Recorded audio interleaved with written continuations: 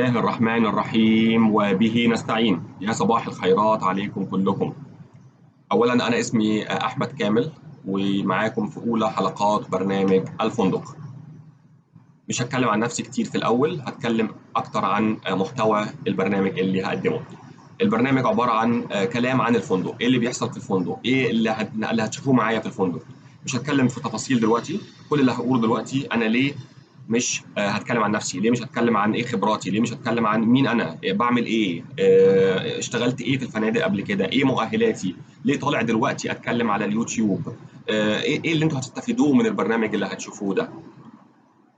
مش هقول لكم اعملوا لايك وشير وسبسكرايب والكلام ده دلوقتي خالص. اسمعوا اللي هقوله، اسمعوا محتوى البرنامج، وبناء عليه انتوا احكموا اذا كان ده هيكون فيه افاده ليكم ولا مش هيكون فيه افاده. اولا، قبل ما تعمل اي فيديو على اليوتيوب هتشوف بعض المراجع، هتقرا شويه، هتشوف فيديوهات على اليوتيوب ناس عملت ايه قبل منك، تتعلم، هتحاول تتعلم قبل ما تطلع لايف مع الناس. اللي انا شفته واللي انا استفدته من اغلب الفيديوهات اللي شفتها ان الناس كلها بتقول لك قبل ما تطلع لايف لازم تتاكد ان جوده الصوره تكون فيري هاي كواليتي، ان جوده الصوت تكون فيري هاي كواليتي، ان برامج المونتاج اللي بتشتغل بيها تكون عاليه، ان لازم يكون في الصوره المصغره اللي هتطلع على اول، بتطلع في اول الصفحه تكون كويسه، ان لازم يكون في كمان العنوان جذاب عشان يجذب الناس ان هي تخش على اليوتيوب بتاعك. انا ولا هفكر في الكلام ده كله، ده كلام مهم بس بالنسبه لي مش ده الاهم دلوقتي. الاهم دلوقتي بالنسبه لي المحتوى، ايه المحتوى اللي انا هقدمه. قبل ما ابدا معاكم حابب ان انا اشارك معاكم، ابدا معاكم ببيت شعر صغير. انا واحد بحب الشعر وبحب اكتب شعر وبحب اقرا شعر وبحب استمع للناس اللي بتكتب شعر. ففي بيت شعر صغير ليه علاقه بالموضوع اللي احنا هنتكلم فيه النهارده. لقد حجزت غرفة لاثنين في بيت القمر نقضي بها نهاية الأسبوع يا حبيبتي، فنادق العالم لا تعجبني، الفندق الذي أحب أن أسكنه هو القمر، لكنهم هنالك يا حبيبتي لا يقبلون زائرا يأتي بغير امرأة، فهل تجيئين معي يا قمري إلى القمر؟ ما أعتقدش سمعتوا حاجة زي كده قبل كده. ما بقاش في الزمن في قلب صادق، القلب واحد والحبايب 30، صارت قلوب الناس مثل الفنادق تستقبل الزوار لو هم ملايين. طيب، في الحلقات اللي جايه برضو كل فتره كده هندخل ببيت شعر في النص عشان نفك الجو شويه. انا هبدا اقول لكم ايه المحتوى اللي هتشوفوه في برنامج الفندق. اولا، البرنامج هيكون باللغه العربيه بس. طب ليه برنامج باللغه العربيه؟ هتقول لي طب ما اللي شغالين في الفنادق كلهم بيتكلموا انجليش وبعضهم بيتكلم لغات تانية كمان كتير، ليه بتتكلم باللغه العربيه؟ هقول لك البرنامج ده مش بيخاطب بس اللي شغالين في الفنادق، لا ده بيخاطب امك، ده بيخاطب ابوك، ده بيخاطب اختك واخوك، بيخاطب ابنك او بنتك، بيخاطب مراتك او بيخاطب جوزك. برنامج تعليمي لكل اللي شغال في الفنادق واللي ليه علاقه او مرتبط بناس شغاله في الفنادق، لتحسين الصوره وتوضيح الناس دي بتعمل ايه في الفنادق، الناس دي بتشتغل ايه. طب دلوقتي خليني اعمل معاك رهان صغير كده. انت بقالك كام سنه شغال في مجال الفنادق؟ كويس. طيب، في قسم ايه في الفندق؟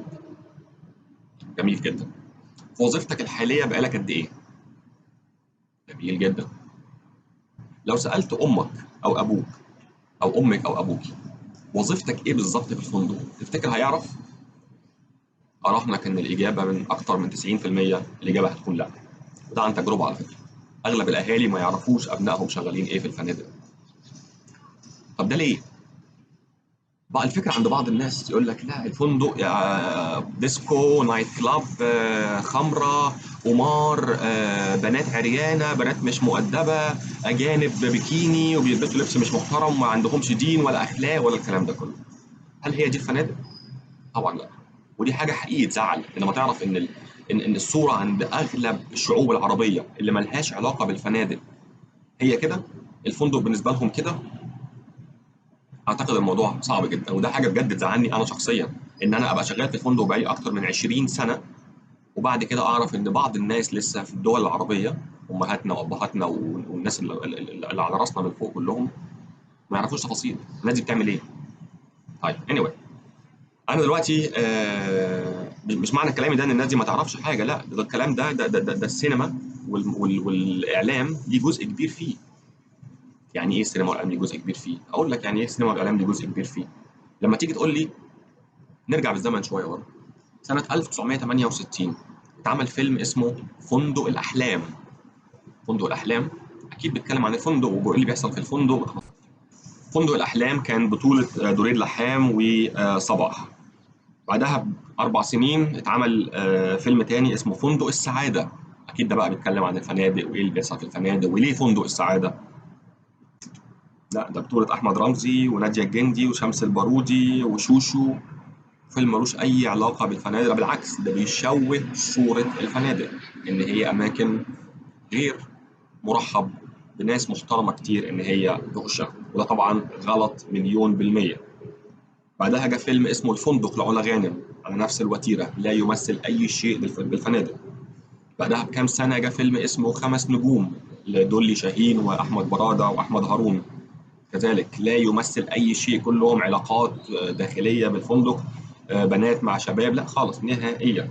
وبعدها اتعمل فيلم جراند اوتيل، يمكن ده احسنهم شويه، بس برضه مش بيمثل بالظبط ايه اللي شغال في الفنادق. فلو اهالينا بيشوفوا الكلام ده، ايه اول حاجه هتيجي في بالهم؟ لا ده الفندق بص فيه ايه، بص البنات بيتعاملوا ازاي، بص الاشكال بالبنات دي بتلبس ايه، بص الولاد دي بيعملوا ايه، بص العلاقات ايه، بص القمار، بص الخمره ليل نهار شرب خمره. طب هل هو ده اللي احنا عايزين نوصله لاهالينا؟ هل هو ده اللي احنا عايزين نوصله لاخواتنا وزوجاتنا وابنائنا؟ اكيد لا. ده الجزء بتاع ليه بتكلم معاكم باللغه العربيه. او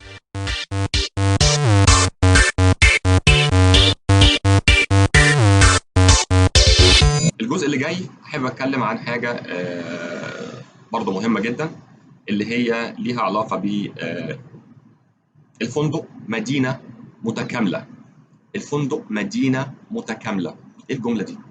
الفندق مدينه متكامله بها كل المجالات. الفندق مدينه متكامله بها كل المجالات. انت بتكبر ليه كده ومعظم الموضوع؟ مدينه متكامله ايه؟ يعني انت دلوقتي لما تيجي تقول لي فندق يعني هلاقي فيه ايه مدينه متكامله يعني؟ طيب قول انت وانا ارد عليك. سباك، في سباك. نجار، في نجار.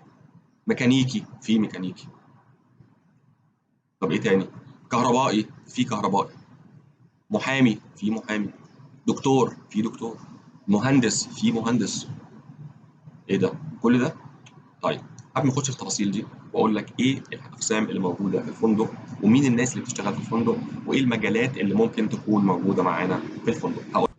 علشان نبدا بزنس جديد لازم هنتكلم، هنعمل 3 حاجات اساسيه اللي هي هتكون طريقنا في المستقبل. اول حاجه هتكون في الكوميتمنت او التزامنا تجاهكم. تاني حاجه هتكون الميشن ستيتمنت او المهمه اللي هنقوم بيها. تالت حاجه هتكون الفيجن او الرؤيه بتاعتنا للايام اللي جايه والحلقات اللي جايه. اول حاجه الالتزام او ده كوميتمنت هتشوفوها على الشاشه معانا. في الفندق مش هتكلم في السياسه ولا في الدين، ولا هتنمر على أي حد أو أي مؤسسة، وهستعمل ألفاظ مناسبة محترمة تدخل كل بيت عربي.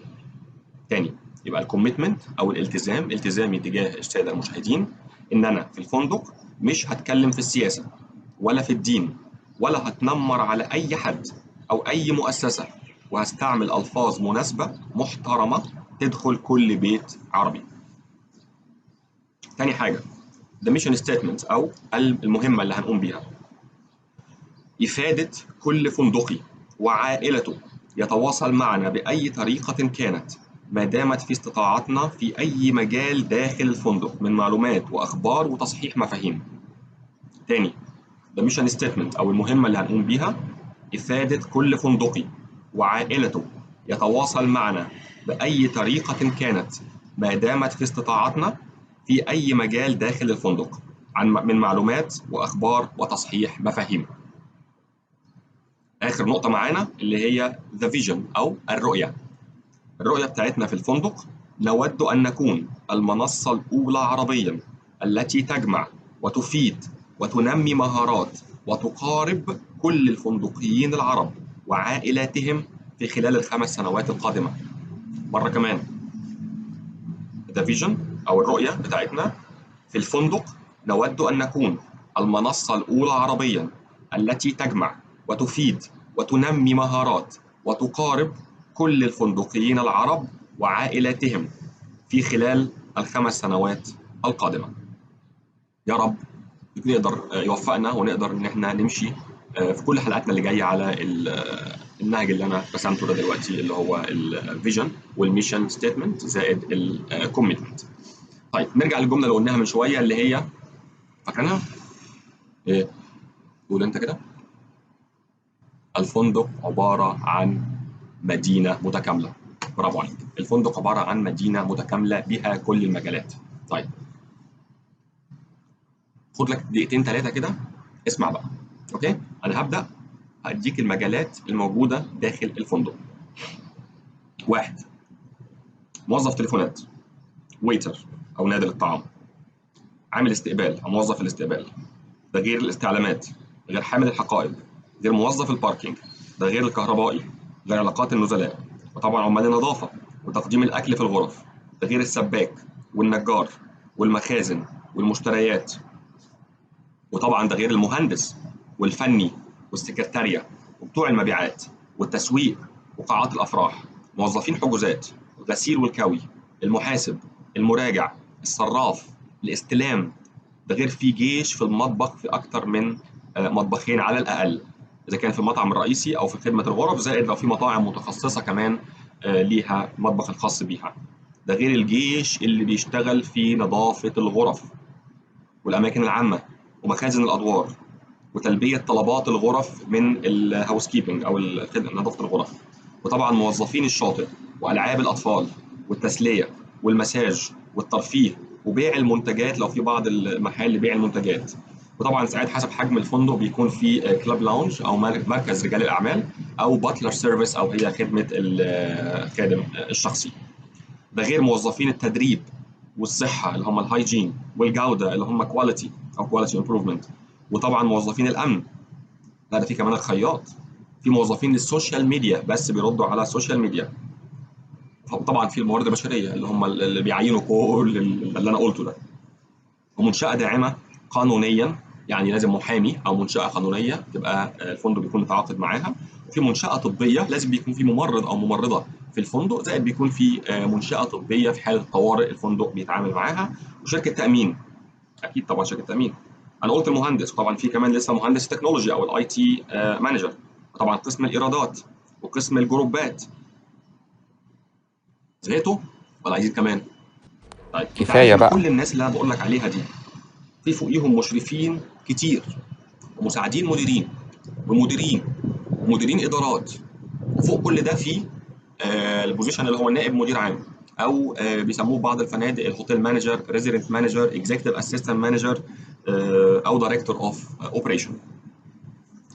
فوق كل ده بيبقى فيه واحد اللي هو اسمه مدير الفندق او المدير العام، مدير الفندق او المدير العام. طب الراجل ده اللي بيدير كل الناس دي مدينه متكامله من المهن، ايه مقوماته ده؟ ده بيتبع انهي نوع من انواع الاداره؟ طب ده بيقدر ازاي ان هو يدير كل المجالات دي اللي هو مش فاهم في 90% منها؟ ده حاجه ده اكيد الشخصيه دي شخصيه مهوله، شخصيه صعب ازاي راجل واحد شخص واحد بيقدر يدير كل المجالات دي في نفس الوقت. هنعرف وهنشوف ازاي المدير العام بيقدر يدير كل المجالات دي داخل الفندق.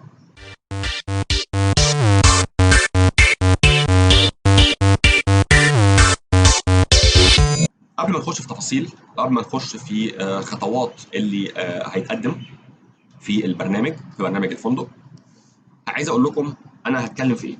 ايه الحاجات اللي انا ناوي اتكلم فيها في برنامج الفندق؟ اولا هتكلم في التعرف على اقسام الفندق وشرح لكل وظيفه داخل الفندق. هنمسك كل حلقه قسم، هنتكلم عن تفاصيل شغله، يعمل ايه، الناس دي بتشتغل ازاي، ايه المؤهلات اللي عندهم، ايه الخبرات اللي عندهم، ايه اللي محتاجه اي حد مش في المجال ده عشان يدرسه ويتعلمه يشتغل في المجال ده، ايه الكورسات اللي محتاجها الناس اللي شغاله في المجال دي عشان تنمي قدراتها. هنتكلم في الكلام ده كله. هيكون في دورات تدريبيه مجانيه للتعلم المستمر للناس اللي شغاله في اقسام الفنادق. هقول لك الناس اللي بتروح فنادق وتلاقي بعض الحاجات في الغرف شكلها حلو، المخده جميله قوي ومريحه، لا بس الروب اللي انا لبسته ده كده جاي على مقاسي وتحس انه معمول عشاني، بس في حاجه في الحمام كده شفتها اللي هي الصوب ديش مثلا، ده عجبني شكلها قوي عايز اخده. طيب هقول لك ازاي تشتري الحاجات دي بدل ما تروح الفندق وتاخدها وتحطها في الشنط وتخلع ويرجعوا يكلموك تاني. اقول لك ازاي تشتري الحاجات دي ومين السبلايرز اللي تقدر تشتري منهم الحاجات اللي زي دي. احدث تكنولوجيا في برامج الفندق. الفندق مليان تكنولوجيا في كل الاقسام، في اقسام كتير جدا مليان تكنولوجيا وبرامج وحاجات بتتطور كل شويه. هنتكلم برضه في حلقه عن التكنولوجيا في الفنادق. مشاركه خبرات مع نماذج عربيه ناجحه. هجيب لكم بعض الناس العرب اللي بداوا في مجال الفنادق ويشاركوا معاكم خبراتهم ويقولوا لكم ازاي وصلوا للمناصب اللي هم فيها دي، عشان اللي حابب يوصل زيهم يبقى يتعلم منهم، واللي لسه ما اختارش مجال الفنادق خالص اللي في كليه سياحه وفنادق او في بعض المعاهد يبدا يسمع ويشوف ايه الناس دي نجحت ازاي. الاستفاده من خبراء في المجال للتحفيز الدائم. هنجيب لكم بعض الناس اللي هم في وظائف من مدير عام وطالع، يتكلموا معاكم يقولوا لكم ايه الجديد في المجال، ايه اللي الشركات العالميه بتبدا بتفكر فيه وبتشتغل عليه. هقول لك ازاي تعرف ايه المطلوب منك عشان تترقى في الفندق. ايه المطلوب انك تعرف المطلوب منك عشان تترقى في الفندق. جمله غريبه جدا ها؟ في كتاب كنت قريته ويعني ارشح لكل اللي بيسمعوني او بيشوفوني يقروه. اسمه What got you here will not get you there. What got you here will not get you there. ده مختصر جدا، يقول لك يعني مختصر كده اول كام سطر فيه يقول لك اللي هو انت عامل رائع، موظف محترف، بتشتغل من كل قلبك وبتموت نفسك عشان الشغل. الكلام ده خلاك تترقى من موظف لمشرف لمساعد مدير. طيب عشان تطلع من مساعد لمدير هرجع واقول لك لا، اللي انت بتعمله اللي فات ده كله مش كله مطلوب، وفي حاجات تانية جديدة مفروض تتعلمها عشان تقدر تطلع لوظيفة المدير. بعض الناس تبقى شايفة نفسها ده انا بشتغل 15 ساعة و16 ساعة وفي الاخر يروح يجيبوا حد من بره يحطوه مدير عليا، ده ظلم. هقول لك ده ظلم، بس برضه انت من عندك لازم تكون عامل اللي عليك عشان تقدر توصل للبوزيشن ده. وده هتشوف في كتاب وهتكلم فيه برضه في حلقة من الحلقات. ايه تعريف الإدارة وازاي تكون مدير ناجح؟ في كتب كتير كتبت في الكلام ده، كتب كتير ومقالات كتير تعريف الإدارة. أنا هقول لك بس كلمتين من وجهة نظري أنا اللي أنا شفته في مجال الفنادق، هقول لك كلمتين. تعريف الإدارة: how to get the best out of every team member while they are satisfied. قلنا بالعربي إزاي تطلع أحسن ما عند كل موظف معاك والموظف مبسوط. إزاي تطلع أحسن ما عند كل موظف شغال معاك والموظف مبسوط. دي برضه هتكون ليها حلقة ثانية نتكلم فيها. وهنتطرق كمان احنا قلنا اللي بيشوف الحلقات معانا مش بس الفندقيين، في كمان امهاتهم، زوجاتهم، بناتهم، اخواتهم. هنعمل لكم بعض الحلقات في رمضان عن الطبخ. ده هيكون ممكن كل فتره هيكون في حلقه، بس هتكون طبخه حاجه جديده ما اتعملتش قبل كده، وهنجيب شيفات عالميه وهنجيب شيفات عرب وهنجيب كمان ستات بيوت يساعدونا في الكلام ده. انا مش طباخ على فكره ولا بعرف اطبخ خالص، بس هنجيب ناس متخصصه عشان تعلمنا ازاي نعمل الاكلات المميزه دي، اكلات مميزه واكلات نادره. هنعمل لكم وجبات ما اتعملتش قبل كده. هنشارك معاكم احدث الاخبار والتطورات في مجال الفنادق. في مجال الفنادق كل يوم في جديد، كل يوم في جديد. انا كل ده ما اتكلمتش عن الوضع الحالي ولا كورونا ولا اي حاجه، هنتكلم فيها بعدين، بس دلوقتي انا بقول لك كل يوم في جديد. فبالتالي محتاجين ان احنا نشارك معاكم احدث الاخبار والتطورات في مجال الفنادق. معلومات قيمه عن اكبر شركات الفنادق العالميه. في شركات فنادق عالميه كتير جدا. ايه مزايا الشركه دي عن الشركه دي؟ ايه عيوب الشركه دي عن الشركه دي؟ الشركه دي ايه اللي بتقدمه للجست بتوعها او للزباين بتوعها، والشركه دي ايه اللي بتقدمه للزباين بتوعها، وايه احسن وايه الافاده اكتر. هرجع اقول لك كمان في بعض الشركات بيكون عندها الشركه الام زائد تحتها في 5 او 10 او 20 او 30 شركه، كل دول تحت اسم الشركه الام. طب ليه الشركات بتعمل كده؟ ليه بينوعوا كميه الفنادق تحت اسم نفس الشركه دي؟ برضه هنتكلم فيها ونعرف ليه التنويع في مجال الفنادق. هنعرف الفرق بين ايه الفرق بين الاوند والمانج والفرانشايز هوتيلز، بمعنى الفنادق المملوكه والفنادق المداره والفنادق اللي بتستعمل حق الانتفاع او حق اللوجو. هنعرف الفرق بين الهوتيل والموتيل والريزورت والبالاس. هنحط بعض الاسئله والجوائز في حلقات سابقه وفي نفس الحلقه للتاكد من المتابعه والاستفاده من اللي بيتقدم. وده ما يمنعش برضه يكون في شويه ترفيه كده من كل حلقه للتانيه، شويه ترفيه، شويه حاجات تفك جو الشغل وجو الفنادق وجو اللي احنا بنتكلم الجد قوي اللي احنا بنتكلم فيه ده.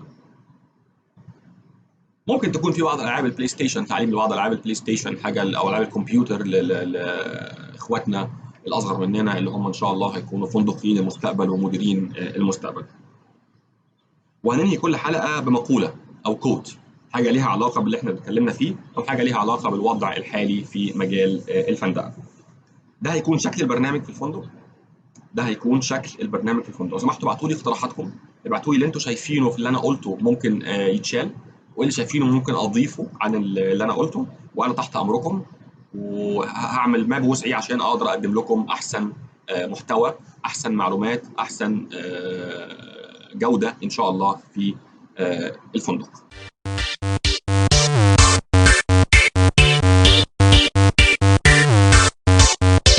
الحاجات كمان اللي هتكلم فيها معاكم افتتاحات الفنادق الجديده. في بعض الشركات عندهم معدل في اخر كام سنه بمعدل كل يوم افتتاح فندق جديد، وشوف في كام شركه على مستوى العالم، وشوف في كام فندقي عربي بيحب ان هو يعرف او يقدم اول واحد في الشركات الجديده او الفنادق اللي بتفتح جديده. طبعا هيكون ده كله على صفحتنا وعلى اليوتيوب شانل بتاعتنا. هقول لكم ايه افتتاحات الفنادق الجديده وامتى هتفتح، ايه الوظائف المتاحه في الفنادق دي. هنتكلم كمان عن الفنادق والمغتربين. في مجموعه كبيره جدا من الفندقيين العرب شغالين في مش في بلادهم، شغالين في دول ثانيه، اذا كان في الخليج او في الميدل ايست او في اوروبا او في امريكا او حتى في ايجيا. فهيكون الناس دي هنتكلم عنهم، وهنتكلم عن ايه الناس دي متوقعاه او من بلدها لما يرجعوا تاني لبلدهم، وايه اللي ممكن يقدموه لبلدهم لما يرجعوا تاني لبلدهم. اتس وين وين سيتويشن. هنتكلم عن الربحيه في مجال الفنادق. الفندق مؤسسه ربحيه. هنتكلم عن الربحيه في قطاع الغرف، والربحيه في قطاع الاغذيه والمشروبات. هنتكلم عن الايرادات في الفنادق وازاي بيتم المقارنه بين اداء الفنادق وبعضها. هنتكلم عن حاجه اسمها الار جي اي والام بي اي والاي ار اي والريف بار. الكلام ده كله هنتكلم عليه برضه في حلقات منفصله. هنشارككم بعض خبراتنا في زيارات لبعض الفنادق اللي هنزورها. هنصور صور وهنقول ايه مزايا الفندق ده، ايه اللي بيقدمه مميز عن باقي الفنادق، وايه العيوب اللي في الفندق ده، وايه اللي احنا ممكن نصايح للناس انها تتجنبها لما تروح الفندق ده. ده طبعا هيكون كله استفاده للناس اللي بتسافر كتير، الناس اللي حابه تسافر حتى قليل مره كل سنه او مره كل سنتين، برضه يسمعوا ويستفادوا ويطبقوا اللي انا بقوله ده في الفنادق لما يزوروها. دي هحتاج مساعده منكم فيها، ان انتوا كمان لما اي حد فيكم يروح اي فندق، يزور اي فندق، لو شاف حاجه عجبته جدا لو سمحت صورها وشاركها معانا واحنا ننزلها لك على الصفحه بتاعتنا. او لقيت حاجه ما عجبتكش برضو صورها وشيرها معانا، واحنا هنشوف هنقيم الوضع هنشاركها لو ما فيهاش اي يعني اي حاجه اوفنسيف او اي حاجه تضر الفندق اللي اتكلمنا عنه بنتكلم عنه. طيب الكلام ده كله جميل. في جزء معين انا كنت حابب ابدا بيه الحلقه بس قلت اتكلم فيه في الاخر، اللي هو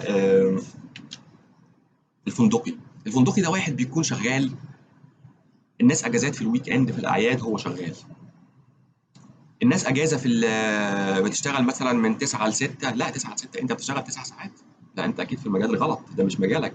لو انت بتشتغل 9 ساعات يبقى مجال الفنادق ده مش بيروح يشتغل في الجوازات المحليه او في اي حاجه ثانيه ليها علاقه بالعمل المكتبي. طيب الفندقي بيتعامل مع بعض الفئات اللي بتزور الفندق كنزلاء او زباين، بعضهم بعيد عنه ماديا جدا جدا، فبيشوف حاجات عمره في حياته ما شافها. انا بتكلم مينلي للناس اللي بدأ حياتها جديد في مجال الفنادق، ودي برضو صعبه، دي مش حاجه سهله على فكره.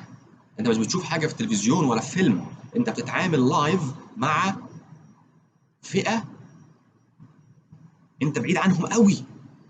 بتكلم عن الناس اللي بدأ حياتها، على موظف الهاوس كيبنج، على موظف الانجينيرنج، على موظف البيل تيم او حامل الحقائب. في النقطه دي برضو هتكلم فيها في حلقه من الحلقات، وازاي الموظف يقدر يتغلب على النقطه دي. ازاي الموظف يقدر يتغلب على النقطه دي ويفكر للمستقبل، ايه اللي هيحصل في المستقبل عشان يبقى هو بيعمل اللي هو عايزه، مش اللي هو شايفه الناس بتعمله. الحاجه الثانيه، الموظف اللي في الفندق ده بالذات اللي بيتعامل مع نزيل مباشره بيتحط تحت ضغط لا احد ممكن ان يتخيله الا اللي عاش فيه. هتقول لي ازاي؟ النزيل دايما على حق. انا بكرهها المقوله دي، بكرهها، ومع ذلك المقوله دي صحيحه. وهيكون في حلقه تانية برضه هتكلم فيها ليه النزيل دايما على حق. احنا هننزل حلقه كل يوم سبت. الحلقه بتاعتنا هتكون كل يوم سبت الساعه 6 مساء.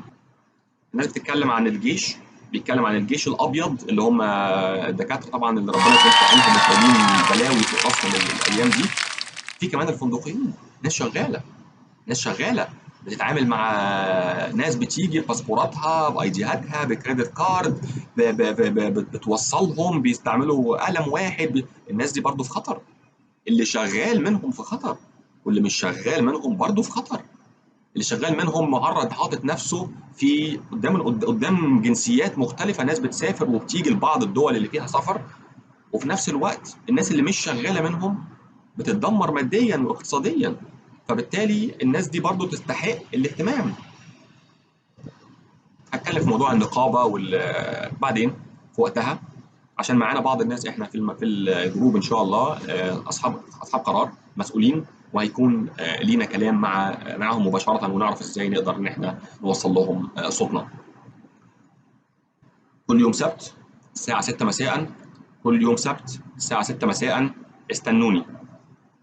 شارك الفيديو ده زي ما قلت لك مع كل عيلتك، وصدقني حاجه هتخليك انت فخور ورافع راسك وانت في وسط عيلتك، عشان هيعرفوا انت بتعمل ايه. هيعرفوا ابننا اللي بيروح يلبس الساعه 7 الصبح ده ويروح شغله، او يلبس الساعه 11 بالليل ويروح شغله ويرجع لنا الصبح تعبان مش قادر مصدع، بيعمل ايه؟ بيعمل ايه في الفندق؟